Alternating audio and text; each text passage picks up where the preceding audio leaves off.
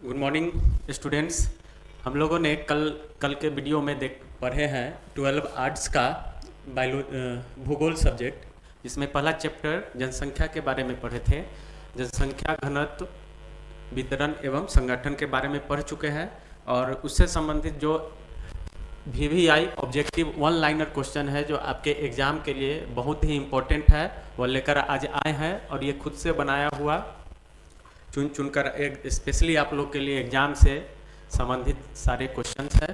तो इससे पहले आपको बता दें कि हमारे YouTube चैनल ग्लोबल स्टडीज़ को आप लोग अभी तक सब्सक्राइब नहीं किए हैं तो सब्सक्राइब कर ले। समय समय पर आपको 10th और 12 के बोर्ड एग्ज़ाम के तैयारी के लिए आपको वीडियो आते रहेंगे। चलिए, तो जनसंख्या भारत के पहला क्वेश्चन है कि जनगणना 2011 के अनुसार भारत की जनसंख्या है, मतलब कितना है, वन लाइनर में की बात कर रहे हैं, तो 121 करोड़ लगभग, राउंड फिगर में याद करेंगे, यही ऑप्शन रहेगा।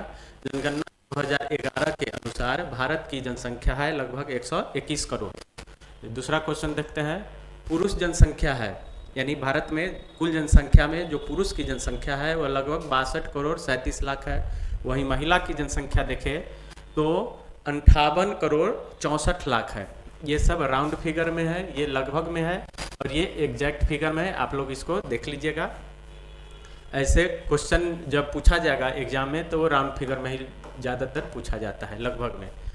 चलिए, अब है 2011 जनगणना के अनुसार भारत की जनसंख्या घनत्व कितना है। जनसंख्या घनत्व मतलब कि प्रति वर्ग किलोमीटर में कितनी जनसंख्या भारत में निवास करती है, तो वह 382 व्यक्ति प्रति वर्ग किलोमीटर। ये हम लोगों ने बहुत अच्छा से पढ़ चुके हैं। हम लोग क्लास के जब हम इसका क्लास लिए थे तो इसके बारे में बहुत ही अच्छा से कई बार आप लोगों को इसके बारे में चर्चा किए हैं। चलिए, अगला क्वेश्चन है, भारत की जनसंख्या का लिंगानुपात। भारत की जनसंख्या का लिंगानुपात है, यानी सेक्स रेशियो के बारे में पूछ रहा है। तो सेक्स रेशियो जो है, महिला पुरुष का जो रेशियो है वो है प्रति 1000 पुरुषों पर 940 महिला है। यह पुरुष और महिलाओं का संख्या का अनुपात है। प्रति 1000 पुरुष पर 940 महिलाएं हैं, यानी महिलाओं की संख्या पुरुषों की अपेक्षा कम है। इसीलिए सरकार ने बेटी पढ़ाओ बेटी बचाओ अभियान शुरू की है, केंद्र सरकार ने। उसके बाद चलिए, अगला क्वेश्चन है, भारत में प्रत्येक कितने वर्ष पर जनगणना होती है। तो हम लोगों ने क्लास के दौरान देखे थे कि एक चार्ट हम आप लोग के सामने पढ़ाए थे, चार्ट के द्वारा, कि 1901 में 1 से लेकर के अब 11 तक के बारे में पढ़ाए थे चार्ट के सहायता से, जिसमें प्रत्येक 10 वर्ष बाद जनगणना की चर्चा की गई थी। तो प्रत्येक 10 वर्ष पर भारत में जनसंख्या की गिनती यानी जनगणना होती है, जो भारत सरकार द्वारा कराई जाती है। और ये जो जनगणना है वह कोई राज्य सरकार के अधीन नहीं है, उसके अधिकार क्षेत्र में नहीं है। जनगणना का कार्य सिर्फ और सिर्फ भारत सरकार या केंद्र सरकार ही कर सकती है। बिहार कराई है, जो अभी वो जनगणना नहीं था, वह सर्वे था, कास्ट बेस्ड सर्वे था, वो जनगणना नहीं था। चलिए, अगला क्वेश्चन है, भारत की पहली जनगणना कब हुई थी। तो भारत की पहली जनगणना जो हुई थी तो वो हुई थी 1872 ईस्वी में। कब हुई थी? 1872 ईस्वी में। भारत की पहली जनगणना 1872 ईस्वी में हुई थी। ये सब क्वेश्चन जो है इम्पोर्टेंट है, आपके बोर्ड एग्जाम से के लेकर को तो है ही है, प्लस ये सब जो है कंपटीशन एग्ज़ाम के लिए भी ये सब महत्वपूर्ण क्वेश्चन है। आगे अगर आप तैयारी करेंगे कंपटीशन के लिए, कोई भी एग्ज़ाम के लिए, तो ये सब बहुत इम्पोर्टेंट हो जाएगा आपके लिए।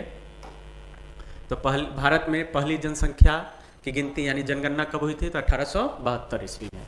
चलिए, अगला क्वेश्चन है, भारत की पहली जनगणना किसके समय हुई थी, यानी किसके उस समय कौन थे। तो 1872 में तो भारत आज़ाद नहीं था, अंग्रेज़ों का गुलाम था, इसका मतलब कोई ना कोई अंग्रेज ही होगा। तो कौन थे वो अंग्रेज? कौन थे? तो वे थे लॉर्ड मेयो। कौन थे? Lord Mayo. ये भारत के गवर्नर जनरल थे। कौन थे?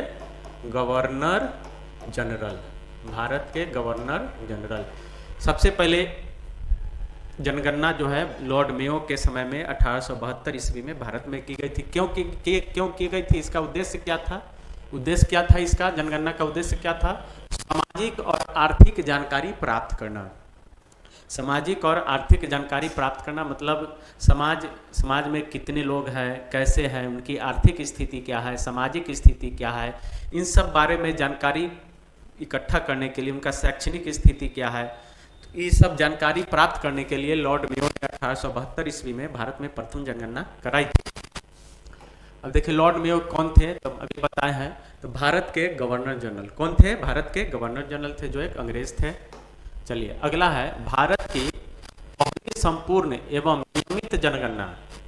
दो बातें हैं, पहली जनगणना तो 1872 में हुई, लेकिन पहली संपूर्ण एवं नियमित यानी कंटिन्यू जो प्रत्येक 10 वर्ष पे होती है। भारत की पहली संपूर्ण एवं नियमित जनगणना कब और किसके शासनकाल में हुई थी? तो यह 1881 में लॉर्ड रिपन के शासनकाल में। ये दोनों याद रखना है, ये दोनों में बच्चे कंफ्यूज हो जाते हैं पहली सुन करके। अगर सीधे पूछे कि भारत में पहली जनगणना कब हुई थी, तो 1872 में। कौन कराए थे? तो लॉर्ड मेयो। क्यों कराए थे?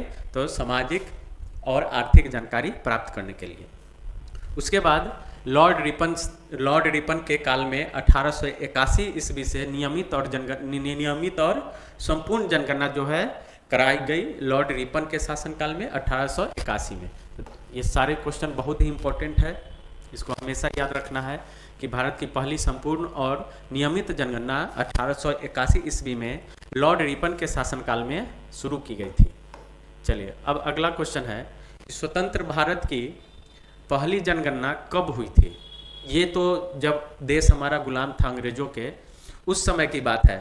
अब जब हमारा देश आज़ाद हो गया है, तब स्वतंत्रता के बाद स्वतंत्र भारत की पहली जनगणना कब हुई थी? तो हम लोग जानते हैं कि स्वतंत्रता कब हुई थी, कब मिली थी? तो 1947 में। तो 47 के बाद 1951 में पहली जनगणना स्वतंत्र भारत की हुई थी। और जो 1951 में जो स्वतंत्र भारत की पहली जनगणना हुई थी, वह पूरे जनगणना की कौन सी जनगणना थी, कैमे नंबर की जनगणना थी? तो वह 7वीं थी। यानी 1951 में जब जनगणना हुई स्वतंत्र भारत की स्वतंत्रता के बाद, तो वह 7वीं जनगणना थी। यानी इस स्वतंत्रता से पहले 6 बार जनगणना हो चुकी थी। जो नियमित जनगणना कब से हुई थी? 1881 से। ठीक है, क्लियर है? चलिए आगे, बिहार की कुल जनसंख्या 2011 के अनुसार। भारत के बारे में देख लिए, जनगणना का थोड़ा ऐतिहासिक परिदृश्य देख लिए। अब बिहार के बारे में थोड़ा देखते हैं। चलिए, बिहार की कुल जनसंख्या, तो जनगणना 2011 के अनुसार ही हम लोग अभी पढ़ रहे हैं कि यही अभी तक 11 के बाद जनगणना हुई नहीं है। तो कितना है? 10 करोड़ 40 लाख। कितना है? 10 करोड़ 40 लाख। अब फिर से जनगणना होगी तो ये आंकड़े बदल जाएंगे। तो बिहार की कुल जनसंख्या 2011 के अनुसार 10 करोड़ 40 लाख है। याद रखना है, सब इंपॉर्टेंट क्वेश्चन है टोटल। चलिए अगला है, बिहार की पुरुष जनसंख्या। बिहार की कुल जनसंख्या 10 करोड़ 40 लाख, उसमें पुरुषों की संख्या है 5 करोड़ 42 लाख। कितना है? 5 करोड़ 42 लाख। और बिहार की महिला जनसंख्या यानी महिलाओं की संख्या जो है वह है 4 करोड़ 98 लाख। तीनों याद रखना है। बिहार की कुल जनसंख्या 10 करोड़ 40 लाख, उसमें पुरुषों की संख्या 5 करोड़ 42 लाख और महिलाओं की संख्या 4 करोड़ 98 लाख है। चलिए क्लियर है, आगे देखते हैं। भारत के प्रथम 3 सर्वाधिक जनसंख्या घनत्व वाले राज्य, यानी भारत के ऐसे 3 राज्य का नाम बताना है जो जनसंख्या घनत्व में प्रथम 3 स्थान यानी ऊपर से फर्स्ट स्थान, सेकेंड स्थान और थर्ड स्थान रखता हो। यानी सबसे ज़्यादा जनसंख्या घनत्व वाले 3 राज्यों का नाम यहाँ पे हमें बताना है। तो देखिए फर्स्ट में जो है वह है बिहार। यानी बिहार जो है जनसंख्या घनत्व में पूरे भारत में नंबर 1 स्टेट है। सबसे अधिक जनसंख्या घनत्व बिहार में है, जहाँ 1106 व्यक्ति प्रति वर्ग किलोमीटर निवास करती है। पूछेगा कि बिहार का जनसंख्या घनत्व कितना है, बिहार का जनसंख्या घनत्व कितना है, तो क्या बोलेंगे? 1106 लोग या 1106 व्यक्ति प्रति वर्ग किलोमीटर। यानी प्रति वर्ग किलोमीटर में 1106 आदमी निवास करती है। कहाँ पे? बिहार में। चलिए, इससे पहले यह जनसंख्या घनत्व जो है बंगाल के पास था सर्वाधिक, अब बंगाल दूसरे स्थान पर आ गया और बिहार पहले स्थान पर। चलिए, अब है दूसरे स्थान पर है, आ गया है अब पश्चिम बंगाल। पश्चिम बंगाल की राजधानी कोलकाता। तो ये वहाँ जो है पश्चिम बंगाल का जो जनसंख्या घनत्व है 1028 व्यक्ति प्रति वर्ग किलोमीटर। और तीसरे स्थान पर आ गया केरल, यानी केरल की जनसंख्या घनत्व जो है 860 व्यक्ति प्रति वर्ग किलोमीटर है। तो ये प्रथम सर्वाधिक जनसंख्या घनत्व वाले 3 राज्यों का नाम हम लोगों ने देखा। पहला है बिहार, बिहार का जनसंख्या घनत्व 1106 व्यक्ति प्रति वर्ग किलोमीटर। दूसरे स्थान पर पश्चिम बंगाल, जहाँ की जनसंख्या घनत्व जो है 1028 व्यक्ति प्रति वर्ग किलोमीटर। और तीसरे स्थान पर है बंगाल, जहाँ की जनसंख्या घनत्व है 860 व्यक्ति प्रति वर्ग किलोमीटर। चलिए, अगला क्वेश्चन, भारत के न्यूनतम जनसंख्या घनत्व वाले 3 राज्य। पहला देखें कि सर्वाधिक जनसंख्या घनत्व, अब देख रहे हैं न्यूनतम जनसंख्या घनत्व, वो भी कितना राज्य? 3 राज्य। 3 राज्य इसलिए पढ़ा रहे हैं, लिखा रहे हैं कि ये कमीशन का या जो हाई लेवल का एग्जाम होते हैं जैसे बीपीएससी वगैरह, तो उसमें जरूरी नहीं है कि सिर्फ सबसे कम पूछे या सबसे ज़्यादा, वो द्वितीय सर्वाधिक पूछ देंगे, द्वितीय न्यूनतम पूछ देते हैं। तो हमें 3 सर्वाधिक घनत्व वाले भी याद रखना है और 3 न्यूनतम घनत्व वाले भी याद रखना है। तो सबसे न्यूनतम जो है पूरे देश में वो है अरुणाचल प्रदेश। यहाँ का जनसंख्या घनत्व बहुत ही कम है। क्लास में जब क्लास लिए थे, आप लोग को पढ़ाए थे, तो बताए थे कि अरुणाचल प्रदेश पूर्वोत्तर राज्यों में, अरुणाचल प्रदेश पूर्वोत्तर में स्थित है और पूर्वोत्तर के राज्यों में जनसंख्या विरल पाई जाती है, क्योंकि वहाँ पे मानवीय दशाओं यानी सुविधाओं का कमी पाई जाती है। वह वहाँ ऊंचे पर्वतीय पठार और मौसम जो है उतना फ्रेंडली नहीं हो मानव के लिए, इसलिए वहाँ पे जनसंख्या कम पाई जाती है। तो न्यूनतम जनसंख्या घनत्व वाले 3 राज्य में पहले स्थान पर है अरुणाचल प्रदेश, जहाँ पे मात्र 17 व्यक्ति प्रति वर्ग किलोमीटर में निवास करते हैं, रहते हैं। वहीं दूसरा स्थान मिजोरम है, जहाँ पे 52 व्यक्ति प्रति वर्ग किलोमीटर में निवास करते हैं। और तीसरे स्थान पर सिक्किम है, जहाँ पे 86 व्यक्ति प्रति वर्ग किलोमीटर में निवास करते हैं। ये तीनों राज्य जो है पूर्वोत्तर के ही राज्य है और यहाँ पे जनसंख्या विरल पाई जाती है, कम पाई जाती है। चलिए, ये दोनों ही बहुत ही इंपॉर्टेंट है, इसको एकदम दिमाग में सेट कर लेना है, याद कर लेना है। चलिए, अगला क्वेश्चन है कि सबसे अधिक जनसंख्या वाला राज्य। अब जनसंख्या घनत्व की बात नहीं है, जनसंख्या वाला। तो सबसे अधिक जनसंख्या जो है यूपी का है, यानी उत्तर प्रदेश का है। कहाँ है? यूपी का है, उत्तर प्रदेश। सबसे अधिक जनसंख्या यूपी का, उत्तर प्रदेश का। और सबसे अधिक जनसंख्या घनत्व वो है बिहार, यानी पॉपुलेशन, लोगों की संख्या यूपी में ज़्यादा है, बहुत सबसे अधिक है, लेकिन घना जो है, घना आबादी वह ज़्यादा बिहार में है। ठीक है, चलिए अगला, सबसे न्यूनतम जनसंख्या वाला राज्य। अब देखिए, सबसे न्यूनतम जनसंख्या वाला राज्य कौन है? सिक्किम। अब सबसे न्यूनतम जनसंख्या घनत्व पूछेगा तो हो जाएगा अरुणाचल प्रदेश। सबसे न्यूनतम जनसंख्या सिर्फ पूछेगा तो हो जाएगा सिक्किम। कंफ्यूज नहीं होना है। सबसे न्यूनतम जनसंख्या घनत्व वाला राज्य तो अरुणाचल प्रदेश, और सबसे न्यूनतम जनसंख्या वाला राज्य तो हो जाएगा सिक्किम। एकदम कंप्लीट कॉन्सेप्ट मन में याद रख लेना है, कंफ्यूज नहीं होना है इस समय। 1 बार 2 बार 3 बार वीडियो देखिएगा और अपने दोस्तों को शेयर भी कीजिएगा, ये बिल्कुल याद हो जाएगा। चलिए, अगला क्वेश्चन है कि सबसे अधिक जनसंख्या वाला केंद्र शासित प्रदेश। अभी राज्य के घनत्व और जनसंख्या के बारे में देखा है। केंद्र शासित प्रदेश, तो दिल्ली केंद्र शासित प्रदेश है, भारत की राजधानी भी है, तो स्वाभाविक है, राजधानी है और मैदानी क्षेत्र में है, तो यहाँ पे जनसंख्या बहुत अधिक पाई जाती है, यानी सर्वाधिक होती है। तो सबसे अधिक जनसंख्या वाला केंद्र शासित प्रदेश जो है सो वो क्या है?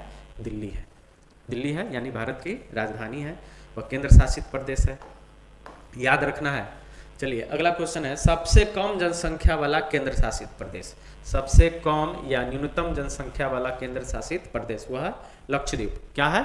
लक्षद्वीप। तो इसमें 2 बात याद रखना है कि केंद्र शासित प्रदेश में सबसे अधिक जनसंख्या है दिल्ली की, और केंद्र शासित प्रदेश में सबसे कम जनसंख्या है वो है लक्षद्वीप की। याद रखना है दोनों ही बात। चलिए अगला क्वेश्चन है, दक्षिणी पठार में सर्वाधिक जनसंख्या है। दक्षिणी पठार का कहने का मतलब है, ये हमारा मैप है टूटा फूटा भारत का, ये है हिमालय क्षेत्र है, और इधर जो है गंगा का मैदानी भाग है, जहाँ पे जिसमें यूपी बिहार और बहुत सारे उत्तर के राज्य हैं। और दक्षिण में एक त्रिभुजाकार जो है, एक त्रिभुजाकार पठार है, यानी दक्षिण में पठार, दक्षिण जो है दक्षिण भारत पठारी क्षेत्र है, जिसमें बहुत सारे राज्य आते हैं, जैसे तमिलनाडु है, कर्नाटक है, महाराष्ट्र है, कुछ एमपी का भाग है, केरला है। तो ये सब जो है दक्षिणी पठार में अवस्थित राज्य है, जहाँ पूछ रहा है कि सर्वाधिक जनसंख्या किस राज्य में है, तो वो है महाराष्ट्र में।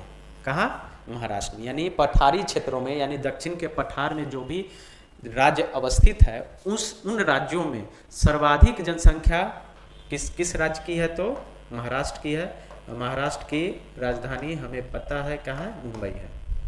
चलिए अब अगला क्वेश्चन देख रहे हैं कि भारत की राजधानी दिल्ली का जनसंख्या घनत्व है। देखिए ये दिल्ली यानी भारत की राजधानी दिल्ली, जो एक केंद्र शासित प्रदेश भी है, वहाँ का जनसंख्या घनत्व कितना है? 11,320 व्यक्ति प्रति वर्ग किलोमीटर। कितना है? 11,320 व्यक्ति प्रति वर्ग किलोमीटर। ये दिल्ली एक शहर है, राज्य नहीं है, केंद्र शासित प्रदेश है, भारत की राजधानी है। इसके कारण यहाँ की जनसंख्या घनत्व सर्वाधिक है, बिहार से भी अधिक। बिहार तो एक स्टेट है, बड़ा क्षेत्र है। चलिए, तो भारत की राजधानी यानी दिल्ली का जो जनसंख्या घनत्व कितना है, तो 11,320 व्यक्ति प्रति वर्ग किलोमीटर है। इसको बिल्कुल याद रखेंगे, बहुत ही इंपॉर्टेंट ये सब क्वेश्चन है। तो भारत की राजधानी दिल्ली की जनसंख्या घनत्व कितना है? 11,320 व्यक्ति प्रति वर्ग किलोमीटर। अब अगला है 1951 में भारत की जनसंख्या घनत्व थी, यानी जब हमारा देश आज़ाद हुआ, आज़ाद भारत का जब पहला जनगणना कराई गई थी, तो उस समय हमारे भारत का जनसंख्या घनत्व जो है कितना था? तो कितना था? 117 व्यक्ति प्रति वर्ग किलोमीटर। 117 व्यक्ति प्रति वर्ग किलोमीटर। 1951 में यानी आज़ादी के बाद प्रथम जनसंख्या हुई थी, जनगणना हुई थी, तो उस समय भारत का जो जनसंख्या घनत्व था वह मात्र 117 व्यक्ति प्रति वर्ग किलोमीटर है। और आज के डेट में अभी जो प्रेजेंट समय है, यानी 2011 में कितना है? 382 व्यक्ति प्रति वर्ग किलोमीटर, है ना। देखिए कितना बढ़ गया, 117 व्यक्ति प्रति वर्ग किलोमीटर था 1951 में, जो बढ़ करके 2011 में 382 हो गया। तो जनसंख्या ग्रोथ हुई है। चलिए अगला क्वेश्चन है, भारत में सर्वाधिक जनसंख्या निवास करती है, मतलब कहाँ निवास करती है? कहाँ निवास करती है? तो मैदानी भाग में। क्लास में भी हम कई बार बताए हैं कि मैदानी भाग बहुत सारे कारणों से यहाँ जनसंख्या सघन पाई जाती है, जनसंख्या का भरण पोषण होता है, यहाँ पे जनसंख्या को आकर्षित किया जाता है। इसलिए मैदानी भाग जो गंगा का, खास करके क्या है, उत्तर भारत का जो गंगा का जो पेटी है, गंगा का जो मैदान है, उसमें जो मैदानी भाग में जो मैदानी भाग में जो बसा राज्य है, वहाँ पे जनसंख्या सबसे अधिक पाई जाती है। अभी हम लोगों ने देखा भी है कि सर्वाधिक जनसंख्या घनत्व वाला राज्य बिहार है, जो गंगा के मैदानी भाग में स्थित है। सर्वाधिक जनसंख्या वाला राज्य यूपी है, दोनों सटा हुआ राज्य है, और दोनों राज्य ही गंगा के मैदानी भाग में अवस्थित है। चलिए अगला है, भारत में न्यूनतम जनसंख्या निवास करती है। अधिकतम जनसंख्या मैदानी भाग में, तो न्यूनतम जनसंख्या पूर्वोत्तर राज्य में। पूर्वोत्तर राज्य जैसे अभी पढ़े हैं, अरुणाचल प्रदेश, मिजोरम, त्रिपुरा, नागालैंड, ये जितना भी है, असम वगैरह, सब क्या है? पूर्वोत्तर राज्य है, और यहाँ पे जनसंख्या सबसे कम पाई जाती है। चलिए अगला है, भारत में भाषा की विविधता। इस चार्ट के द्वारा हम समझेंगे कि भारत में जो भाषा है विविधता, यानी कि बहुत सारे भाषाएं हमारे देश में बोली जाती है, जिसमें मुख्य रूप से इस चार्ट के द्वारा दर्शाया गया है, और कितने % लोग इन भाषाओं का प्रयोग बोलचाल में अपने दैनिक जीवन में करते हैं, कामकाज में, बोलचाल में, वो इसके बारे में एक चार्ट के द्वारा दर्शाया गया है, जहाँ पे आप देख सकते हैं हिंदी, हिंदी जो है, हिंदी भाषा को भारत की जनसंख्या का कुल 45% लोग इसका यूज करते हैं यानी बोलते हैं। यानी सर्वाधिक मात्रा में कौन सी भाषा का यूज किया जाता है, तो वो है हिंदी। कितना परसेंट? 45%। कितना परसेंट? 45%। चलिए अब दूसरे स्थान पर है उर्दू। कौन सा है? हिंदी के बाद उर्दू। कितना है? 9.5%। कितना है? 9.5%। इसको थोड़ा आप लोग जूम करके देख लीजिएगा, वीडियो के सब पॉज करके, अगर नहीं दिख रहा होगा थोड़ा छोटा लिखा गया है। तो ये सबसे अधिक भाषा का प्रयोग हिंदी का 45% लोग करते हैं। दूसरा स्थान है उर्दू का जो 9.5 यानी 9.5% लोग करते हैं। तीसरा है तमिल का जो 6.5% यूज करते हैं तमिल भाषा। चौथा है अंग्रेजी जो 7% लोग अंग्रेजी भाषा का यूज करते हैं। अगला है मराठी, ये भी 7% मराठी भाषा यूज करते हैं। उसके बाद है कन्नड़ भाषा का प्रयोग जो है 6% लोग करते हैं। और अन्य जो है, अन्य भाषा जो बच गई वह 19% है। कितना है? 19% है जो अन्य भाषा का प्रयोग करते हैं। अन्य भाषा में कौन कौन सा आ जाएगा? जैसे अन्य भाषा में आ जाएगा बहुत सारे रीजनल भाषा है, जैसे मगधी है, उसके बाद मलयालम है, उसके बाद उड़िया है, पंजाबी है, उसके बाद डोगरी है, बहुत सारा भाषा है इसके अलावा जो कुल मिलाकर के 19% सब भाषा का प्रयोग किया जाता है। तो सर्वाधिक किस भाषा का प्रयोग किया जाता है? कितने परसेंट लोगों के द्वारा? तो 45% लोगों के द्वारा। चलिए अब अगला देखते हैं, आगे देख रहे हैं।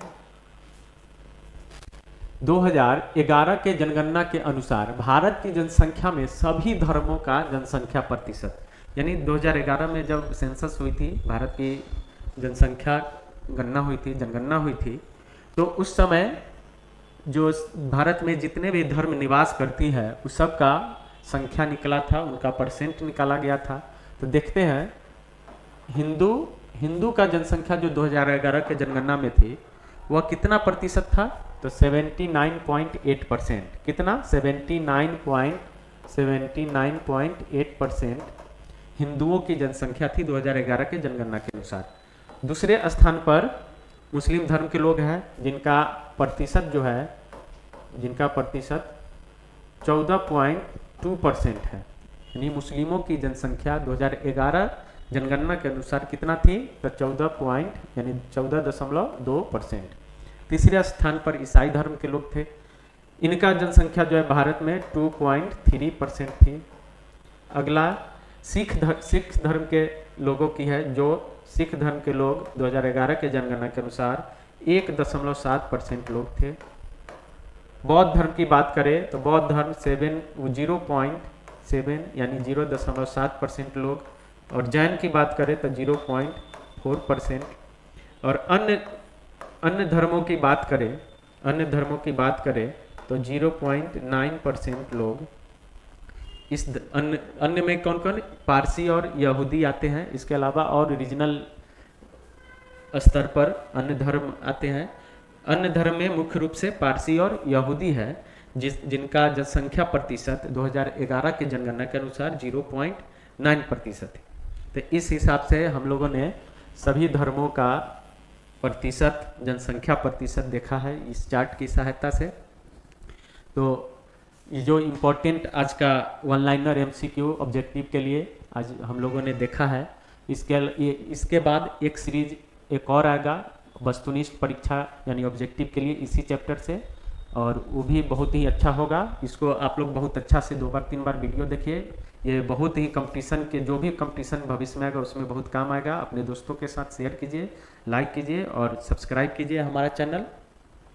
और ग्लोबल स्टडीज़ को आप लोग यूट्यूब पर सर्च कीजिए और सभी दोस्तों के साथ शेयर कीजिए। चलिए फिर नेक्स्ट वीडियो में मिलते हैं, तब तक के लिए थैंक यू, धन्यवाद।